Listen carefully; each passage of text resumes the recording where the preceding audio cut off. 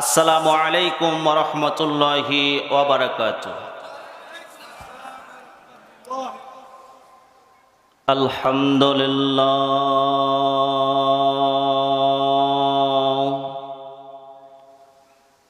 আলহামদুলিল্লাহি নাহমাদুহু ওয়া নুসাল্লি আলা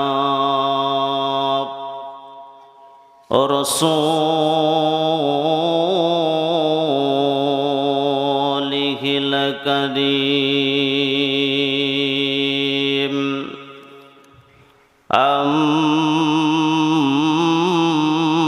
أما بعد فقد قال الله تعالى في كلامه المجيد وفي فرقانه الحميد। সবাই জবান বন্ধ না রেখে জবান খুলে প্রাণ খুলে আওয়াজ দিয়ে আমার সঙ্গে পড়েন আউযু বিল্লাহি মিনাশ শাইতানির। জবান বন্ধ না রেখে জবান খুলে প্রাণ খুলে আওয়াজ দিয়ে আমার সঙ্গে পড়েন বিসমিল্লাহির রহমানির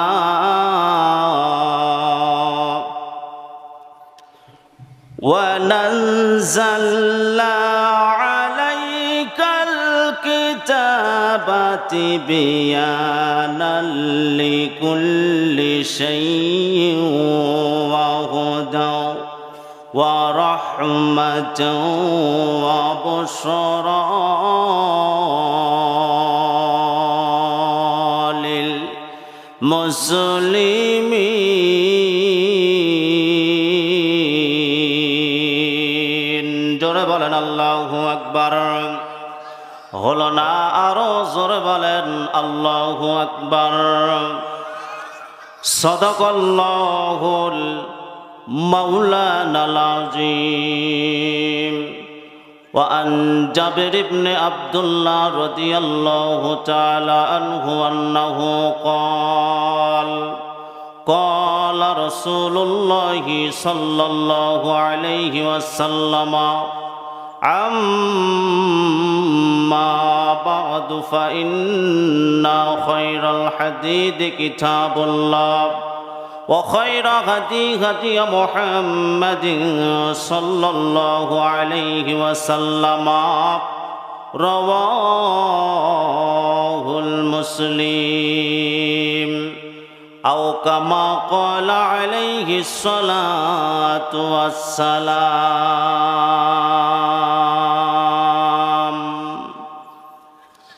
কারো ভরসা করো রে মন, কিসের করো আশা,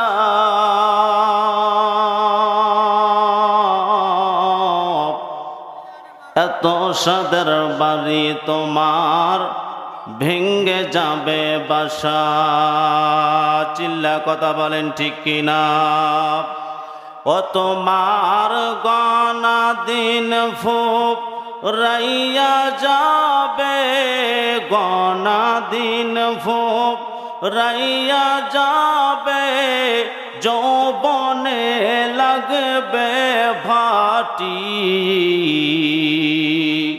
ওই যে দেখো ডাকিতেছে তোমার কবরের মাটি। চিল্লা কথা বলেন ঠিক কিনা। ওই যে দেখো ডাকিতেছে তোমার কবরের মাটি। যেদিন সন্ধ্যার আগে ডুববে রে বেলা, এক পলকে ভেঙ্গে যাবে তোমার অঙ্গেরি মেলা। কথা বলেন ঠিক কিনা। যেদিন সন্ধ্যার আগে ডুববে রে বেহালা এক পলকে ভেঙ্গে যাবে তোমার অঙ্গে গেডি মেলা কাহারে দিবা তুমি জোরে ধমক কারে দিবা তুমি জোরে ধমক কার মাথায় ভগবালাটি ওই যে দেখো ডাকিতেছে তোমার কবরের মাটি ওই যে দেখো ডাকিতেছে তোমার কবরের মাটি লিল্লাহে তাকবীর কালেমা পড়ে লা ইলাহা হলো না জোরে লা ইলাহা আরো জোরে লা ইলাহা ও লা ইলাহা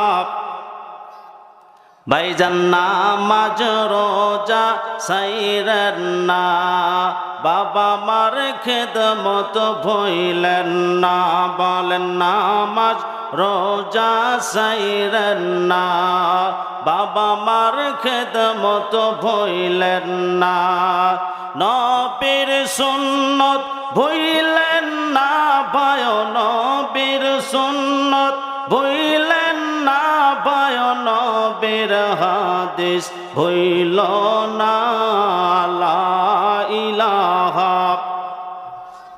জোরে লা ইলাহা লা ইলাহা ইল্লাল্লাহু মুহাম্মাদুর রাসূলুল্লাহ ও দেশে মোবাইল আইসাছে চিঠি বন্ধ হইয়াছে দিওয়ানা বানাইছে পোলা মাইয়ার মনের কথা ভাসে বাতাসে চিল্লা কথা বলেন ঠিক কিনা ও দেশে মোবাইল আইসাছে চিঠি বন্ধ হইয়াছে দেওয়ানা বানাইছে পোলা মাইয়ার মনের কথা ভাসে বাতাসে এখন পোলা মাইয়ার মনের কথা ভাসে বাতাসে ও দেখো পোলা মাইয়ার মন বাদা ফেসবুকে এখন চিল্লা কথা বলেন ঠিক কিনা ও দেখো পোলা মাইয়ার মন বাদা ফেসবুকে এখন মোবাইলে চিটিং কইরা কাটায় সারাক্ষণ কথা বলেন ঠিক কিনা এই মোবাইল পাইয়া দেখো মদনের মাইয়া এই মোবাইল পাইয়া দেখো মদনের মাইয়া কি কাণ্ড ঘটাইছে স্বামী সংসার আইখা নাখি পালায়া গেছে চিল্লা কথা বলেন ঠিক কিনা এই মোবাইলে হয় কি জাদু আছে ভাই এই মোবাইলে হয় কি জাদু আছে ভাই পোলা পান বুইজাছে লেখাপড়া তুইলা রাখছে সপ্তম আকাশে চিল্লা কথা বলেন ঠিক কিনা তারা লেখাপড়া তুইলা রাখছে সপ্তম আকাশে লিল্লাহে তাকবীর হলো না লিল্লাহে তাকবীর আল কোরআনের আলো দিন ইসলামের আলো কোরআন আছে যেখানে, সুদ ঘুষ যেখানে, আজিজ বিড়ি যেখানে, তবরক আছে যেখানে, তবরক নাই যেখানে। আলহামদুলিল্লাহ, মুসলিম বাজার ডেগ্রোটর মালিক ও শ্রমিক কর্তৃক আয়োজিত আজকের এই মাহফিলের সুনামধন্য সভাপতি জনাব মোহাম্মদ রাঙ্গা সরকার ভাই, আজকের এই মাহফিলের প্রধান অতিথি জননেতা জনাব অধ্যাপক গোলাম রব্বানী, আমির বাংলাদেশ জামায়াত ইসলাম রংপুর জেলা শাখা, আজকের এই মাহফিলের বিশেষ অতিথি সহ আমন্ত্রিত অতিথি সহ মঞ্চে অভিষ্ট দিগার ওলামায়ে কেরাম, দূরদূরান্ত থেকে আগত ইসলাম প্রেমিক, রাসূল প্রেমিক, কোরআন প্রেমিক দিনদার ভাইয়েরা, পদ্মার অন্তরালে অবস্থান দাতা মা ও বোনেরা, আবারও আপনাদের মাঝে আমার সালাম, আসসালামু আলাইকুম ওয়া রাহমাতুল্লাহি ওয়া বারাকাতুহু। প্রথমে জানতে চাই আপনারা কেমন আছেন? আলহামদুলিল্লাহ, আল্লাহ পাক আমাকে ভালো রেখেছেন। ভাইজান, যেহেতু দিনের বেলায় মাহফিল, কষ্ট হইতেছে, শেষ পর্যন্ত থাকতে রাজি আছেন তো ইনশাআল্লাহ? আমার বন্ধুগণ, আল্লাহ রাসূল বললেন 3 জায়গায় ফাঁকা রাখা নিষেধ। কয় জায়গায় বাবা? 1 নাম্বার হলো নামাজের কাতারে ফাঁকা রাখলে জায়গা নেবে কে? এই তো আপনারা ওয়াজ জানেন, শয়তান চায় এই ব্যক্তিগুলো নামাজ পড়ে আল্লাহওয়ালা হয়ে যাক, এটা শয়তান চায় না। 2 নাম্বার হচ্ছে কোরআনের মাহফিলে ফাঁকা রাখলে জায়গা নেবে কে? শয়তান চায় না এই ব্যক্তিগুলো কোরআন শুনে হিদায়েত হয়ে যাক, এটা শয়তান চায় না। 3 নাম্বার শোনার চান বাবাজি, স্বামী স্ত্রীর মাঝখানে ফাঁকা রাখলে জায়গা নেবে কে? সেখানেও শয়তান জায়গা নেয়। তাহলে কি আর মাঝখানে কি ফাঁকা রাখা যাবে ভাই? যদি শয়তান প্রবেশ করে তাহলে অশান্তি লেগে যাবে না বাবা? কারণ আমি মা বোনদের জন্য কিছু আলোচনা করবো ইনশাল্লাহ যদি সময় থাকে। কারণ পুরুষ বাপ জানেরা 10 মাইল হেঁটে হেঁটে মাহফিল শুনিয়ে আসতে পারে, কিন্তু আম্মা জানেরা 10 মাইল হেঁটে হেঁটে মাহফিল শুনিয়ে আসতে পারে না। কথা বলেন ঠিক কিনা? এই জন্য মা বোনদের জন্য কিছু আলোচনা করা দরকার। কারণ দস্তার চাইতো সস্তা, ব্রয়লার মুরগির চাইতো ভারী তারা হচ্ছে বাংলাদেশের নারী। কথা বলেন ঠিক কিনা? তাদের জন্য কিছু কথা না বলে কি পারি রে ভাই? বলতেই হবে। আমার বন্ধুগণ, অনেক জায়গায় মাহফিল করি, মা বোনরা বলেন হুজুর ওয়াজ তো ভালোই করলেন, যাওয়ার সময় একটু তাবিজ দিয়ে যাবেন বাবা। মারা কিন্তু তাবিজের ভক্ত। কথা বলেন ঠিক কিনা? মারা তাবিজের ভক্ত না? এখন যদি জিজ্ঞাসা করেন মা তাবিজ কেমন লাগবে মা, এখন বলে হুজুর দুঃখ তো আর জায়গা নাই। বলে কারণ আমাদের স্বামী সকালবেলা আমিন ধরে, সন্ধ্যা হয়ে যায় আমিন ছাড়ে না। হুজুর এই কষ্ট আর সহ্য হয় না। এরকম কি লম্বা আমিন কি আপনাদের এলাকায় আছে ভাই? ও আমিন কি চেনেন আপনারা? ওই যে তাস তাস বলে না, আমার তো মনে হয় এখন ওগুলো নাই। আছে কি? হ্যাঁ এখনো আছে। হ্যাঁ এখন বলতেছে হুজুর শুধু টাকা পয়সা নষ্ট করে হুজুর, এবং ঘরে হালাল স্ত্রী থেকেও অন্য মেয়ের সঙ্গে ট্রেডিং মারে। ট্রেডিং বোঝেন তো আপনারা? আহা সহ্য হয় না হুজুর। এমন তাবিজ দেবেন আমরা পানির ভিতরে আমরা ধুয়ে দিয়ে স্বামীদেরকে খাওয়াবো, স্বামীরা যেন আমাদের হাতের মুঠোই থাকে। কথা বলেন ঠিক কিনা? আমি পদ্মার মাদেরকে বলবো, মা যদি সময় থাকে ইনশাল্লাহ বলে যাব, মারা যদি দৈনন্দিন 4টি আমল করে, কয়টি আমল? মারা যদি দৈনন্দিন 4টি আমল করে, এই 4টি আমলের কারণে তাদের স্বামী যতই টাকা পয়সা নষ্ট করুক না কেন, যতই নেটওয়ার্ক বিজু থাকুক না কেন, এই 4টা আমলের বদলেতে আল্লাহ রাব্বুল আলামিন স্বামী স্ত্রীর মধ্যে মিল মহব্বত পয়দা করে দিবেন। জোরে বলেন সুবহানাল্লাহ। যদি সময় থাকে ইনশাল্লাহ বলবো। আর যুবক ভাইদের জন্য আমি আলোচনা নিয়ে এসেছি, যদি সময় থাকে আমি যুবক ভাইদের বিষয়ে আলোচনা করবো ইনশাআল্লাহ। আমি মূল আয়াতের দিকে চলে যাইতে ভাইজান, কষ্ট হইতেছে, থাকবেন তো ইনশাল্লাহ? আমার সঙ্গে পড়েন আউযু বিল্লাহি মিনাশ শাইতানির বিসমিল্লাহির রাহমান ওয়া নাযালনা আলাইকাল الكتاب بيانا لكل شيء وهدى ورحمة وبشرى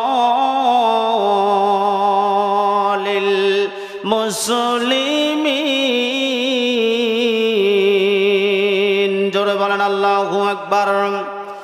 আল্লাহ রাব্বুল আলামিন বলেন, আমি এমন কোন বিষয় আমি আল্লাহ রাব্বুল আলামিন বাদ দেই নাই, যা কোরআনের ভিতরে আলোচনা করি নাই। সব বিষয়তে আমি আল্লাহ রাব্বুল আলামিন এই কোরআনকে নাজিল করেছি। জোরে বলেন মারহাবা। আল্লাহ রাব্বুল আলামিন বলেন, হাজা বায়ানুল লিন্নাস, হাজা বায়ানুল লিন্নাস। মুমিনদের জন্য শুধু এই বয়ানটা নয়, ইমাম সাহেবেরা শুধু ইমামতি করবে এই জন্য এই কোরআন নয়। আগারে মানুষ মারা গেলে হেফজুখানা ছাত্র ভাড়া করে নিয়ে এসে চতুর্পাশে তেলাওয়াত করবে এই জন্য এই কোরআন নয়। আগারে মানুষকে জিন পরে আসর করলে জিন পরে ছাড়াবার জন্য এই কোরআন নয়। আসমানের নিচে জমিনের উপরে হায়াতুন নাসিক নামে যতগুলো মানব আছে, এই মানবগুলোকে ধরে ধরে আল্লাহর জান্নাতে নিয়ে যাওয়ার জন্য আল্লাহ রাব্বুল আলামিন বলেন, ওয়াহুদাও, আমি আল্লাহ রাব্বুল আলামিন তাদেরকে জান্নাতের মেহমান বানায়া দেব। জোরে বলেন সুবহানাল্লাহ। তাহলে হেদায়েতের মালিক কে? কথা বলেন ঠিক কিনা? হেদায়েতের মালিক কে? আল্লাহ। আমরা চাবো কার কাছে? এখন তো আমরা চাই বাপজান বাবার কাছে। বাবা চেনেন তো? এখানে কি তরিকুত ভক্ত ভাই আছে এখানে কি? হ্যাঁ, আমি ভণ্ডদের কথা, আমি এই যে হক্কানি ওলিদের কথা বলতেছি না, যারা ভণ্ড তাদের কথা বলতেছি। চাবো আমরা কার কাছে? আল্লাহর কাছে। কিন্তু অনেকে ভুল করে বাবার কাছে চায়। কথা বলেন ঠিক কিনা? আমি এক মাজারে গেলাম, দেখলাম যে এক বাবার মাথায় হলো জট। জট চেনেন তো? বাবার হলো মাথায় হলো জট, পড়ছে হলো সালার চট। বাবার হোমা হোমা মোষ, দেখলে মনে হয় 11 দানের গোশ। কথা বলেন ঠিক কিনা? দেখলে মনে হয় বিয়ার 11 দানের গোশ। লাইট মাইরা বাবার মুখ খুঁজে পাওয়া যায় না। আল্লাহ ভালো করে জানে সে কেমন করে পানি খায়। আর একদল আইছে তার চতুর্পাশে বৈশা তাদের আকীদা অনুযায়ী একটা গজল গায়, পানির নিচে মোমবাতি জ্বলে বাবা, তেল খরচ তো লাগে না। আমার বাবার কাছে মরিদ হলে নামাজ রোজা লাগে না। চিল্লা কথা বলেন ঠিক কিনা? আর কিছু মা বোনেরা আছে সেই জায়গায় যাইয়া বাবার পা ধইরা বলে, হুজুর গো, ও বাবা, এবার যদি আমাদের একটা ছেলে সন্তান না হয় তাহলে স্বামী আমাকে আর রাখবে না, আমাকে ডিভোর্স করে দিয়ে দেবে। বাবা, একটা বেটা যেভাবে হোক আপনি দিয়ে দেন। আমি আবুল কালাম মাওলানা আজাদি বলতেছি, ওই বাবা কি বেটার কারখানা দিছে, ওইখানে গেলে কি পাওয়া যাবে? কথা বলেন ঠিক কিনা? ছেলে দেওয়ার মালিককে, মেয়ে দেওয়ার মালিককে, আর উভয় দেওয়ার মালিককে, আর না দেওয়ার মালিককে। আমরা চাবো কার কাছে? আল্লাহর কাছে চাবো। আমার বন্ধুগণ, আমি হক্কানি ওলিদের বিরোধিতা করতেছি না। যারা ভণ্ড রূপে মানুষকে ধোঁকা দেয়, ইসলাম থেকে দূরে সরে নিয়ে যায়, ওই ভণ্ডদেরকে আমি ধোলাই দিতেছি। কারণ হলো ওই ভণ্ডদের অনুসারী যারা হবে, ও ভণ্ড জাহান্নামে যাবে, ওই ব্যক্তিগুলো জাহান্নামে যাবে। কথা বলেন ঠিক কিনা? তাহলে কি ভণ্ডের দরবারে আমাদের যাওয়া যাবে? যাওয়া যাবে। যদি হক্কানি ওলি হয়, হক্কানি যদি বুজুর্গ হয়, তাহলে তাদের সোহবতে থাকতে হবে এবং তাদের পরামর্শ নিতে হবে, এবং সেই যারা ওইভাবে যেভাবে আমল করতে বলবে আমরা সেইভাবে আমল করব। কারণ হক্কানি ওলিরা কোরআন ছাড়া কখনো কথা বলে না। কথা বলেন ঠিক কিনা? আমার বন্ধুগণ, তাহলে হিদায়াত করার মালিককে একমাত্র আমার আল্লাহ। কথা বলেন ঠিক কিনা? আমার বন্ধুগণ দেখেন, একজন হাফেজ সাহেবের মাধ্যমে গোটাল মালদ্বীপ শহর এলাকার লোকগুলোকে আল্লাহ রাব্বুল আলামিন হিদায়াত দান করেছেন। যদি সময় থাকে ইনশাআল্লাহ সেই দিকে আমি আলোচনা যাব। সোনার চান বাবাজি, কষ্ট হইতেছে নাকি? কষ্ট হইতেছে? আমার বন্ধুগণ গভীর মনোযোগ দিয়ে শুনবেন। আল্লাহর পয়গম্বর যখন কোরআনের দাওয়াত দেন, এদিকে যখন কোরআনের দাওয়াত দেয়, এদিকে বড় আবু জেহেলের মাথা বড় ঘুরে যায়। আবু জেহেল যখন গুপ্তচর পাঠিয়ে দিল, যাও দেখে আসো মোহাম্মদ কিসের দাওয়াত দেয়। যাইয়া দেখে মোহাম্মদ কোরআনের দাওয়াত, কালেমার দাওয়াত দেয়। এইবার আবু জেহেল বড় বড় নেতাদেরকে নিয়ে একটা বৈঠক করলো। মোহাম্মদ যে কোরআনের দাওয়াত দেয়, এই কোরআন জনগণ শুনে তা মানে এবং কালেমা পড়ে মুসলমান হয়ে যায়। জোরে বলেন সুবহানাল্লাহ। আবু জেহেল ভাবতেছে সর্বনাশ, এইটা যদি দিন দিন যদি বৃদ্ধি হয়, দিন দিন যদি এই লোকগুলো যদি নবীর দরবারে যায় আর কালেমা পড়ে যদি মুসলমান হয়ে যায়, তাহলে আমাদের দলে আর লোক থাকবে না, সব লোক মোহাম্মদের দলে চলে যাবে। তাহলে আমাদের এই সিংহাসনের বেশি দিন টেকানো যাবে না। কথা বলেন ঠিক কিনা? এখন আবু জেহেল চিন্তা করতে সর্বনাশ, মোহাম্মদের দরবারে এই যে লোকগুলো যায় এরকম কালেমা পড়ে, একসময় ইসলামের বিপ্লব ঘটবে, আমাদের দল ভারী হবে না, আমাদের দল এরকম নিম্ন গতিতে চলে যাবে, মোহাম্মদের দল ভারী হয়ে যাবে, এক পর্যায়ে আমাদের সমস্যা হয়ে যাবে। তারা একটা দারুণ নাদুয়াতে একটা বৈঠক করলো, বড় বড় নেতাদেরকে নিয়ে একটা বৈঠক করলো, কি করা যায়। তার মধ্যে একজন বলতেছে একটা উপায় আছে, সেইটা হলো মোহাম্মদকে আমরা দুনিয়া থেকে যদি বিদায় করে দিতে পারি, তাহলে এই কোরআনের দাওয়াত তো আর কেউ দেবে না এবং কোরআন সম্বন্ধে আর কেউ বুঝতে পারবে না এবং কালেমাওয়ালা ব্যক্তি কেউ থাকবে না। এখন আবু জেহেল বলতেছে এই কাজটা কি করা কি সোজা? এখন তার মধ্যে একজন বলতেছে হ্যাঁ, একজনই করতে পারবে, সেইটা হলো ওলীদ ইবনে মুগীরা। কি নাম? ওলীদ ইবনে মুগীরা। যেমন কুত্তের লেজ যেমন সোজা হয় না, ওরও এইরকম আঁকা বাঁকা কথা, ওরও কথার কোনো সোজা একা বাঁকা কিছু নাই ভাইজান, ও একদম তেরা সাইজ। এই ওলীদ ইবনে মুগীরাকে ডাকা হলো এবং আবু জেহেল প্রশ্ন করলো, ওলীদ ইবনে মুগীরা শোনো, আমি শুনেছি তুমি নাকি বড় নেতা হতে চাও, আমরা সকলে তোমাকে নির্বাচিত করে বড় নেতা তোমাকে আমরা বানায় দেব মক্কার ভেতরে, কিন্তু কথা হলো আমাদেরকে কিছু কাজ তোমাকে করাইয়া দিতে হবে। এক পর্যায়ে বললেন শোনেন, ওই যে তুমি কি মোহাম্মদকে চেনো? ওলীদ ইবনে মুগীরা বললে চিনি না মানে? সে আমার শত্রু, কারণ আমি তাকে দেখতে পারি না, আমি তাকে সহ্য করতে পারি না। কথা বলেন ঠিক কিনা? কারণ আবু জেহেলের লোকেরা আমার বন্ধুগণ নবীকে দেখতে পারে নাই। কথা বলেন ঠিক কিনা? আমার বন্ধুগণ, এইবার আবু জেহেল বলতেছে তোমার তো দরকার। এইবার বলতেছে ওলীদ ইবনে মুগীরা, আমরা যা বলবো সেটাই হবে, কারণ তুমি তো আমাদেরকে চেনো, আমরা নির্বাচিত করে তোমাকে বড় নেতা বানাইবো, এটা আমরা গ্যারান্টি দিয়ে দিলাম, কিন্তু আমাদেরকে কাজ করে দিতে হবে সত্য অনুযায়ী। সেই সত্য হলো মোহাম্মদ যে ওখানে কোরআনের দাওয়াত দেয়, সেই জায়গায় তোমাকে 3টা প্রশ্ন করতে হবে। কয়টা প্রশ্ন? 3টা প্রশ্ন করতে হবে। এই 3টা প্রশ্ন যদি তুমি করতে পারো, তাহলে আমরা সকলে তোমাকে নির্বাচিত করিয়া তোমাকে বড় নেতা আমরা বানিয়ে দেব। এবার ওলীদ ইবনে মুগীরা বললেন 3টা প্রশ্ন কি বলা যাবে? এবং যখন তাকে শেখানো হলো এবং ওলীদ ইবনে মুগীরা বললেন আপনারা কি আমার পিছনে থাকবেন না? এবং আবু জেহেলেরা বলতেছে হ্যাঁ থাকবো তো, আমরা আর কই যাব, তুমি শুধু ওখানে উল্টা তাকে 3টা প্রশ্ন করবো, আমরা আসি তো।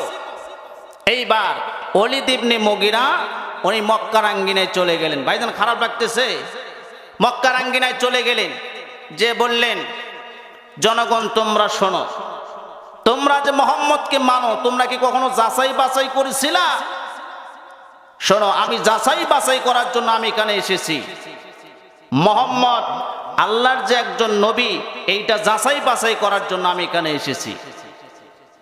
এবার জনগণ বললেন আপনি কি যাচাই বাছাই করবেন? এবার ওলীদ ইবনে মুগীরা বললেন অনেক যাচাই বাছাই করার আমার করতে হবে, কারণ মোহাম্মদ আমাদের ধর্ম ছেড়ে অন্য একটা ধর্ম পালন করে, এটা তো সহ্য হয় না। এই জন্য আমি যাচাই বাছাই করতে চাই, আমি মোহাম্মদকে 3টা প্রশ্ন করতে চাই। কয়টা প্রশ্ন? হাজার হাজার জনগণের ভিতরে মোহাম্মদকে কয়টা প্রশ্ন করতে চায়? 3টা। এইবার মোহাম্মদ সামনে, এবার ওলীদ ইবনে মুগীরা বললেন বলো তো মোহাম্মদ, আদম আলাইহিস সালাম থেকে শুরু করে ঈসা নবী পর্যন্ত সব নবীর প্রতি আল্লাহর ওহী নাজিল হয়েছে, তোমার প্রতি কোনো ওহী নাজিল হয়? মোহাম্মদ বললেন হ্যাঁ হয়। তাহলে তো তুমি গোপন কথা কিছু জানতে পারবা, বলো তো মোহাম্মদ, এই হাজার হাজার জনগণের ভেতরে কে যার সন্তান, এইটা যদি তুমি বলে দিতে পারো, তাহলে আমরা সকলেই তোমার প্রতি আমরা ঈমান নিয়ে আসবো। আমার বন্ধুগণ, সেই সময় কি এটা কি দরকারি প্রশ্ন ছিল রে ভাই? এটার অর্থ হইতেছে নবীকে বেয়াজ্জতি করা। ভাই যান, এখানে যে কেউ যার সন্তান হয়, আপনি যদি বলেন যে আপনি যার সন্তান, আপনাকে কি ঠিক রাখবে? গন্ডগোল বাজবে না? তার মানে হলো গন্ডগোল বাজাইবার জন্য এই প্রশ্ন করছে। এবং মোহাম্মদ তো এটা বলবেই না, মোহাম্মদ জানলে তো বলবে। আমার বন্ধুগণ, এই যে প্রশ্ন সাজাইয়া যখন প্রশ্ন করলেন, জনগণ অবাক হয়ে গেলেন। হায় হায়, ওলীদ ইবনে মুগীরা এত প্রশ্ন থাকতে এই কেমন জঘন্য প্রশ্ন করলো, এইটা কি প্রশ্ন করার সাইজ হইল? জনগণ একটু ক্ষিপ্ত হয়ে গেল। কিন্তু মোহাম্মদ বললেন, শোনো, আমি তোমার প্রশ্নের অ্যান্সার দেব। জোরে বলেন মারহাবা। আল্লাহ রাব্বুল আলামিন জিবরাইল আলাইহিস সালামকে ডাক দিয়ে বললেন, ওগো জিবরাইল, আর দেরি করো না, নুন কলম থেকে একখানা আয়াত নিয়ে যাও। জিবরাইল আলাইহিস সালাম একখানা আয়াত নিয়ে আসলেন, উতুল্লিম বাদা জালিকা জালিম।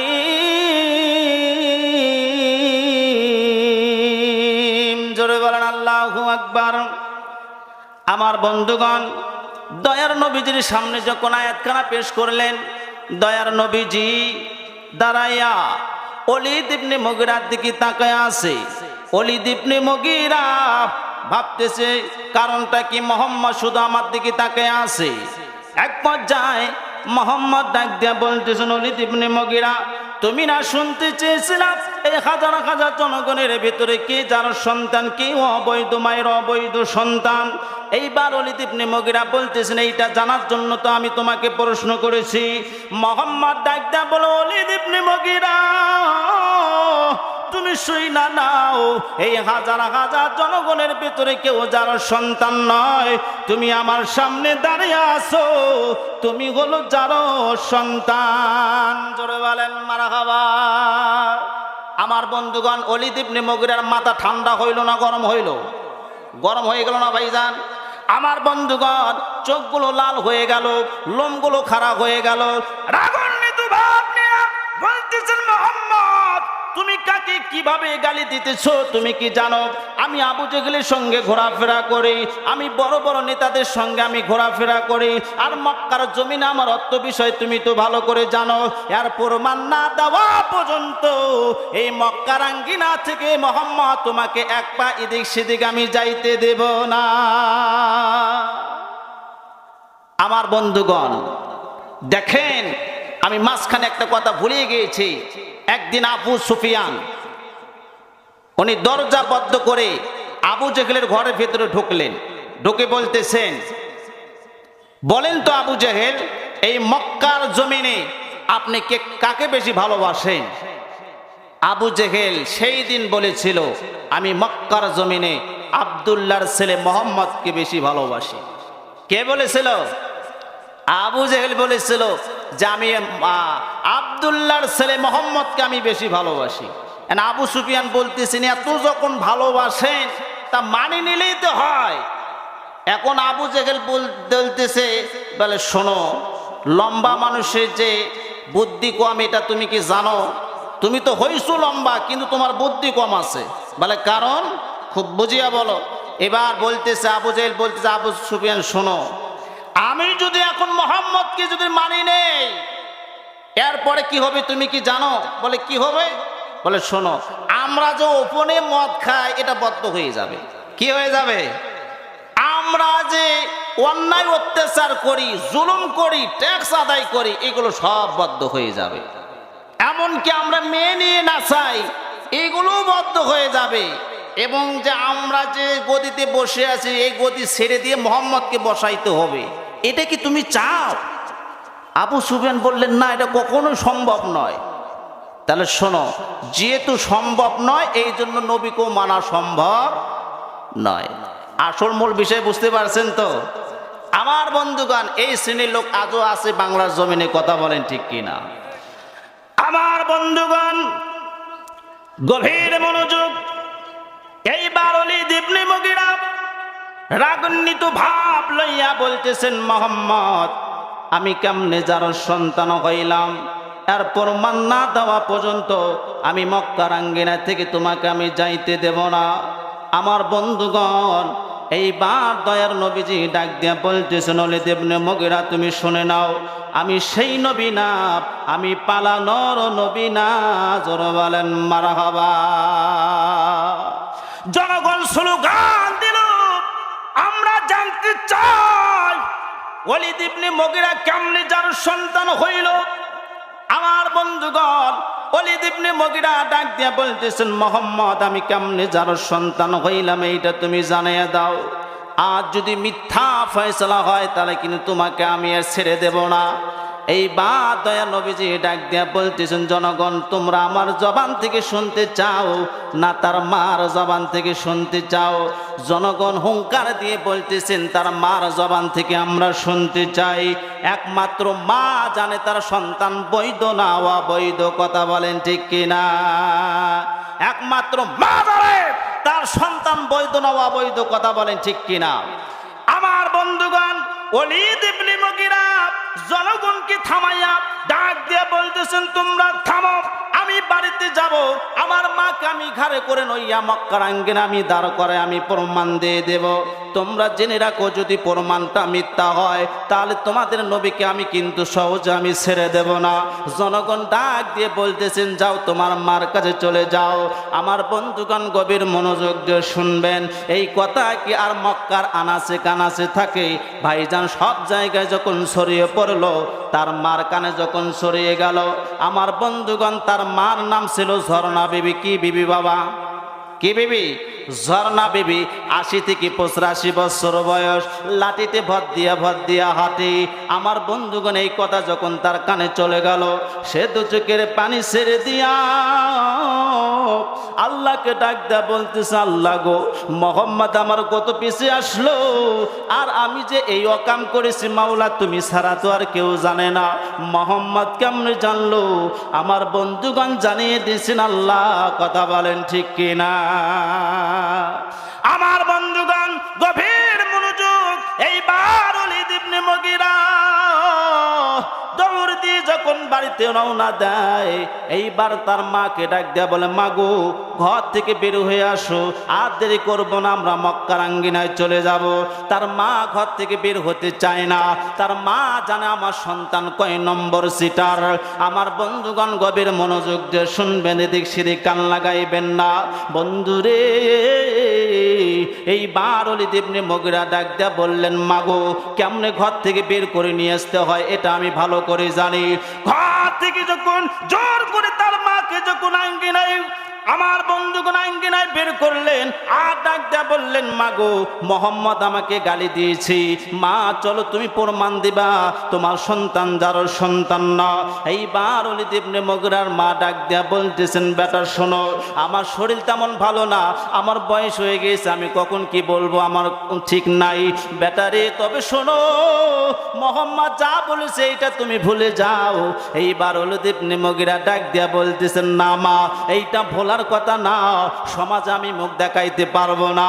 মা তুমি যদি না যেতে চাও, আমি ওলীদ ইবনে মুগীরা ভালো করে জানি তোমাকে কিভাবে নিয়ে যাইতে হবে। আমার বন্ধু এদিক সেদিক কান লাগাইবেন না, সামনে করুণ কাহিনী আসতেছে রে বাবা। আমার বন্ধুগণ গভীর মনোযোগ দিয়ে শোনার চেষ্টা করবেন। আমার বন্ধুগণ এইবার ওলীদ ইবনে মুগীরা মা যখন আসতে চায় না, ওলীদ ইবনে মুগীরা কোমর থেকে যখন তরবারি বের করলেন, এই তরবারিখানা উঁচু করে যখন মার ঘাড়ে তুললেন, আর বললেন, মা গো, তুমি যদি মক্কার আঙ্গিনায় না যাও, তুমি আমার পক্ষে যদি ফয়সালা না দাও, তাহলে এই মুহূর্তে তোমার কল্লা কাইটা আমি দু খণ্ড করে দেব। জোরে বলেন নাউজুবিল্লাহ। আমার বন্ধুগণ আজকে আমাদের সমাজের ভিতরে এমন যুবক আছে, মাকে চোখ রাঙ্গায়া কথা বলে, কথা বলেন ঠিক কিনা? এরকম যুবক আছে না ভাই? মাকে চোখ রাঙ্গায়া কথা বলে, বাবাকে ধমক দিয়ে কথা বলে, এরকম যুবক আছে কি নাই ভাইজান? আমার বন্ধুগণ গভীর মনোযোগ দিয়ে শুনবেন, আপনার এই চোখ রাঙ্গায়া কথা, আপনার এই কষ্টের কথা, আপনি যে এই যে আপনি মাকে কষ্ট দিলেন, আমার বন্ধুগণ মা বাবা হাত তুলে মোনাজাত করা লাগে না। আমার বন্ধুগণ এই মার মনের কষ্টের কথা কে জানে? আল্লাহ জানে। আমার বন্ধুগণ, মার মন থেকে যদি কষ্ট হয়ে যায়, আল্লাহর দরবারে সেইটা যদি কবুল হয়ে যায়, আপনি যতদিন বেঁচে থাকবেন আপনার কপালে কখনো শান্তি আসতে পারে না। আমার বন্ধুগণ, যেহেতু মার কিছু আলোচনা এসে গিয়েছে, আমার একটা ছোট্ট একটা ঘটনা মনে পড়ে গেল। ভাইজান বলবো কি? ভাইজান, আমার সামনে অনেক আলোচনা আছে ভাইজান। যে আয়তে আমি আলোচনা শুরু করেছি, আর আয়তে অনেক আলোচনা আমার সামনে এসে আছে। যদি সময় থাকে ইনশাল্লাহ আপনাদেরকে সুন্দরভাবে বুঝিয়ে দেবো ইনশাল্লাহ। যেহেতু মার একটা আলোচনা এসে গেল, আমি কুড়িগ্রামে মাহফিলে গিয়েছিলাম। যাওয়ার পরে এক মুরব্বির বেটা আমাকে খানা দিচ্ছে। খানা দানা শেষে আমার কাছে তিনি বৈশা ডাক দিয়ে বলতেছেন, হুজুর, আমার এই করুণের একটা কথা আমার মনে পড়ে গেল। এই গ্রামে একটা ঘটনা ঘটে গিয়েছে। এই মুরব্বির বেটা এই ঘটনাটা উনি যখন ওই গ্রামে যখন যায়, তখন ওই গ্রামে যখনই যায় ওই মুরব্বির বেটা দু চোখের পানি ছেড়ে দেয়। এবার আমি বললাম, চাচা কি হয়েছে তোমার, একটু খুলে বলো তো, তুমি কেন কান্দো, কি ঘটনা আমাকে একটু খুলে বলো। যখন ওই চাচা সব ঘটনা যখন খুলে বললো, আমি নিজেও কেঁদে ফেললাম। ভাইজান, মার একটা করুণ কাহিনী আমাকে শুনাইয়া দিল। ভাইজান শোনাবো কি ভাই? 2-1 মিনিটের মধ্যে শুনে শেষ করবো ইনশাল্লাহ। আমার বন্ধুকে শুনবেন তো ইনশাল্লাহ? যেহেতু মা বাবা কত সম্মানিত, ও যুবক ভাইরা, মাকে কেমনে আমরা কষ্ট দেই, বাবাকে আমরা কেমনে কষ্ট দেই, যে মা বাবা না হইলে আমরা দুনিয়ার আলো আমরা কেউ দেখতে পারতাম না। আহারে, সেই মাকে আমরা কেমনে কষ্ট দেই। মার মনে যদি আঘাত দেই, মা যদি এই আঘাত যদি প্রাপ্ত হয়ে আল্লাহর দরবারে যদি এই কষ্টের আবেদনটা জানায়, আপনার কপাল পড়ে যাবে রে ভাই। আমার বন্ধুগণ, সেই কুড়িগ্রামের একজন মহিলা, সে আল্লাহর দরবারে নিয়ত করেছে, গরিব মহিলা, সে নিয়ত করেছে, আল্লাহ, আমার গর্ভে যদি একটা ছেলে সন্তান হয়, আমি মাদ্রাসায় লেখাপড়া করাইব। অনেক কিন্তু মা আছে, যখন প্রথম সন্তান যদি ছেলে সন্তান হয়, মাদ্রাসায় দেওয়ার জন্য নিয়ত করে। কথা বলেন ঠিক কিনা? আমার বন্ধুগণ, সেই মা নিয়ত করলেন। আমার বন্ধুগণ, আল্লাহ রব্বুল আলামিন ওই মার দোয়াকে কবুল করলেন এবং একটা নয় 2টা সন্তান, ছেলে সন্তান তাকে দান করেছেন। জোরে বলেন মারহাবা। আমার বন্ধুগণ, যমজ 2টা সন্তান হয়, ছেলে সন্তান, দেখতে কিন্তু একই রকমই হয়। কথা বলেন ঠিক কিনা? গ্রামের মধ্যে দেখবেন যে ওই সন্তান 2টার নাম রাখা হয় বেশিরভাগে হাসান আর হোসাইন। কথা বলেন ঠিক কিনা? আমার বন্ধুগণ, গভীর মনোযোগ দিয়ে শুনবেন। জনম যখনই মা এত গরিব এবং তার স্বামীকে রাত্রে বেলায় গলা জড়াইয়া ডাক দেয়া বলতেছেন, প্রাণের স্বামী গো, আমি একটা নিয়ত করেছি কিন্তু আপনাকে জানাই নাই। প্রাণের স্বামী গো, আপনি কিন্তু মন খারাপ করবেন না। এইবার স্বামী ডাক দেয়া বললেন, স্ত্রী গো, কোনোদিন তুমি আমার কাছে আপত্তি করো নাই, তুমি কি এমন নিয়ত করেছো বইলা দাও। এইবার তার স্ত্রী ডাক দিয়া বলতেছেন, প্রাণের স্বামী গো, আমার গর্ভে যখন সন্তান আসে, আমি আল্লাহর দরবারে নিয়ত করেছি এই সন্তান যে ছেলে সন্তান হয়, আমি মাদ্রাসায় লেখাপড়া করাইব। বন্ধুরে, সামনে করুন কাহিনী আসতেছে। ভাইজান দেখেন তো 2টা চোখের পানি ফেলান যায় কিনা। আমার বন্ধুগণ, এইবার তার স্বামী ডাক দিয়ে বলতেছেন, প্রাণের স্ত্রী, এত সুন্দর তুমি নিয়ত করেছো, আমি বড় খুশি হয়েছি। তুমি কি জানো, এই 2টা সন্তানকে লেখাপড়া করাইতে গিয়া ভালো একজন আলেম বানাইতে গেলে কম পক্ষে 2 থেকে 7 লক্ষ টাকার প্রয়োজন হবে। আমরা এত টাকা পাবো কই? ফার্স্ট থেকে ভালো একজন বিজ্ঞ আলেম বানাইতে গেলে বহু টাকার প্রয়োজন। আমাদের এত কষ্টর সংসার, আমরা কিভাবে এই সন্তান 2টাকে লেখাপড়া করাইব? বন্ধুরে, জনম দুকুনি মা 2 চোখের পানি ছেড়ে দিয়া স্বামীর গলা জড়াইয়া ডাক দেয়া বলতেছে, প্রাণের স্বামী গো, আপনি কোনো চিন্তা করবেন না, আমরা পরিবার সহ আমরা ঢাকা শহরে চলে যাব। আমি অন্যের বাড়িতে কর্ম করব, তুমি সারাদিন রিক্সা চালাইবা, দেখবা যে আমার সন্তানের লেখাপড়া হইবে। আমার বন্ধুগণ, স্বামী স্ত্রীর কথা অনুযায়ী স্বামী তার সন্তান স্ত্রী কইলাইয়া যখন ঢাকা শহরে রওনা হইল, তার স্ত্রী অন্যর বাড়িতে কর্ম করে, সারাদিন তার স্বামী রিক্সা চালায়। শোনানো চান বাবাজির আমার, একটা সুন্দর মাদ্রাসায় 2টা বাচ্চাকে ভর্তি করে দেওয়া হইল। 1 মাস হয়ে যায়। এইবার স্ত্রী ডাক দেয়া বললেন, প্রাণের স্বামী গো, 1 মাস হয়ে যায়, আমার 2টা নয়নের মণি কলিজার টুকরাকে আমি দেখতে পারি না। প্রাণের স্বামী গো, আমি বাসায় রইলাম, তুমি আমার দুইটা সন্তানকে তুমি দেখে আসো। বাবা যখন ইস্কা লইয়া যখন মাদ্রাসার গেটে যখন রওনা হইল, আমার বন্ধুগণ ওই হাসান হুসাইনের বন্ধুরা হাসান হুসাইনকে ডাক দেয়া বলতেছেন, ভাই গো ওই যে তোমার আব্বু এসেছে ইস্কা লইয়া। আমার বন্ধুগণ গভীর মনোযোগ যা শুনবেন, এদিক সেদিক কান লাগাইবেন না। আমার বন্ধু যখন দুইটা সন্তান যখন বের হয়ে আসলো, জনম দুখুনি বাবা দুইটা হাত